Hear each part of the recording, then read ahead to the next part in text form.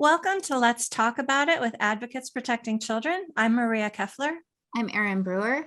And I am May Lyle. And today we're going to talk about a meme that I've been seeing going around social media that I think we really need to address head on, because on the face of it, it sounds really inclusive and loving and kind. But underneath it, to me, it's an incredibly dangerous statement and attitude and sort of approach to what's happening today. So the meme says, at the end of the day, I'd rather be excluded for who I include than to be included for who I exclude. And again, that sounds, oh, of course, we want to be inclusive. We want to be loving. And if people, if people want to get after me because I'm being inclusive, I'd much rather that than for people to come after me because I've excluded people. Again, this whole message of tolerance and acceptance and diversity. But I really feel like we need to address this, because this, again, it's vilifying those of us who are standing up and saying women's spaces and privacy and protections and rights are important. Women's sports are important. Women are vulnerable and need these protections. Men's feelings shouldn't override our rights and protections. And yet when we do that, we're considered the ones who are being excluding others, when what we're actually doing is protecting the vulnerable. Yeah, we as humans categorize things. Our brains categorize things. It's a way to make sense of the world, but boundaries are not bad. And there's this idea now that, oh, having boundaries is a bad thing. And we know very well that it's not a bad thing to have a boundary. Boundaries keep safe things in and keep unsafe things out. And when we categorize women and men, there's nothing bad about either category. We're not saying men are bad because we don't want them included in women's spaces. We're saying men are different. Men are different. They need to have their own sports. Women are different than men. There's nothing wrong with that. There's nothing wrong with categorization. Categorization does not mean hate. It doesn't mean exclusion. It means separateness for a reason, for a purpose. And ironically, if we get rid of all the categories, we end up having no diversity. We consider, if there are no categories, if there are no different types of people, if anybody can be anything, then there's no diversity, because we can't celebrate anybody for who they are or how they're different from somebody else. And it gets to the point where the lack of safety is of utmost importance right now.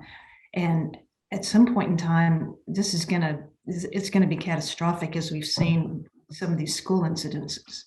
Right. And that's one of the things that I really want to emphasize is just because some women have said it's okay for men to come into their spaces, and that, we saw that the champion, the woman who was the champion on Jeopardy said, oh, yay, we're going to celebrate this man who took on my record. And there's some women who are okay with men competing as women in their sports categories.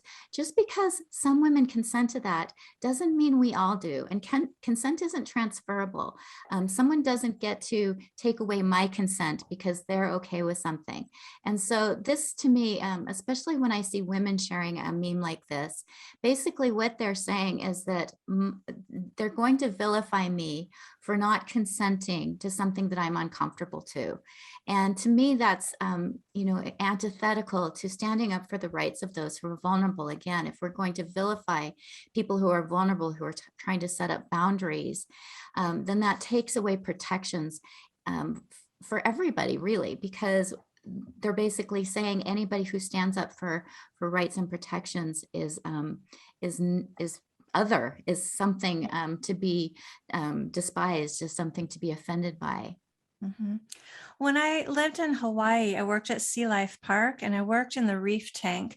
And the reef tank was a 300,000 gallon tank that had a microcosm of all the different oceanic life that you'd find around Hawaii.